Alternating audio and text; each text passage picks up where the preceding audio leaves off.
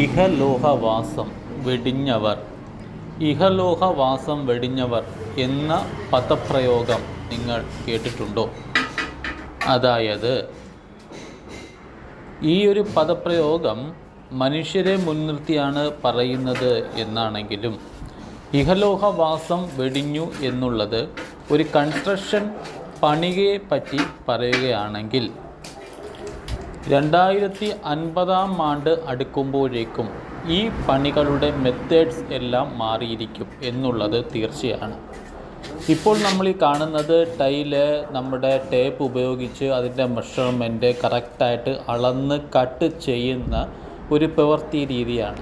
പക്ഷേ ഈ കാര്യങ്ങളെല്ലാം മാറി മറിഞ്ഞുകൊണ്ട് തന്നെ ഈ മെഷർമെൻറ്റിനും ഈ ടൈൽ കട്ടിങ്ങിനും പ്രത്യേക രീതിയിലുള്ള ഒരു പ്രത്യേക സ്റ്റാൻഡേർഡ് ടൂൾസുകൾ വരുന്നതാണ്.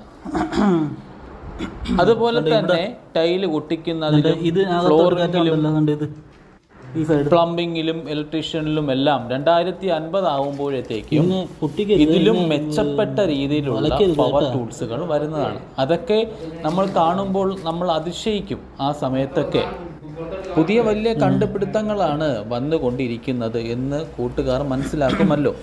മാത്രവുമല്ല 2050 കാലഘട്ടങ്ങളാകുമ്പോഴേക്കും നമ്മുടെ കൺസ്ട്രക്ഷൻ നടത്തുന്ന ഇതിൻ്റെ മുതലാളി, അതായത് ഉടമസ്ഥനെ തേടി അപ്പോയിൻമെൻറ്റുകൾ എടുക്കേണ്ടി വന്നേക്കാം. അതായത് ചില ഗവൺമെൻറ് പ്രൊഫസർ ഡോക്ടർമാർക്ക് അപ്പോയിൻമെൻ്റ് എടുക്കാൻ 3 മാസം കഴിഞ്ഞിട്ടായിരിക്കും അവരെ കാണാൻ പറ്റുക. അതുപോലത്തെ ഒരു സ്ഥിതിവിശേഷം ഉണ്ടാകും എന്ന് കൃഷ്ണ കോൺട്രാക്ടേഴ്സ് ഇന്ന് തന്നെ പറയുകയാണ്. Thank you so much.